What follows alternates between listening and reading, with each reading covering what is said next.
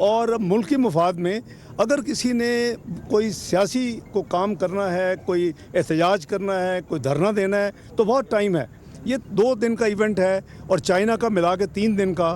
मुल्क की क्या मैसेज आप देंगे कि एक जो पॉलिटिकल पार्टी है वो उसको ना सिर्फ पार्टिसिपेट करती नज़र नहीं आ रही ऐसे इवेंट्स में, बल्कि उसके ख़िलाफ़ उसको नाकाम बनाने में कोशिश कर रही है। तो मेरी यही आपके ज़रिए उनको ये होगी अपील कि उनको चाहिए कि 15 की कॉल को कैंसिल करें मुल्क की मुफाद में, और ये 15 की कॉल कैंसिल होनी चाहिए, ये उनके भी अपने मुफाद में। मुझे लोग कहते हैं कि आप तो हमेशा रिकन्सिलिएशन में बिलीव करते थे, आपने तो 126 दिन का धरना भी उठाया था। मैंने कहा कि मैं बिल्कुल इसमें बिलीव करता हूँ रिकन्सिलिएशन में, लेकिन 9 मई के जो एक्शन थे, जो कि आपने तमाम रेड लाइन्स को क्रॉस कर दिया, अपनी स्टेट के ऊपर हमला कर दिया, स्टेट इंस्टीट्यूशन के ऊपर हमला कर दिया, स्टेट इंस्टॉलेशन के ऊपर हमला, मैं कहा मेरे जैसा बंदा भी अब यानी मजबूर हो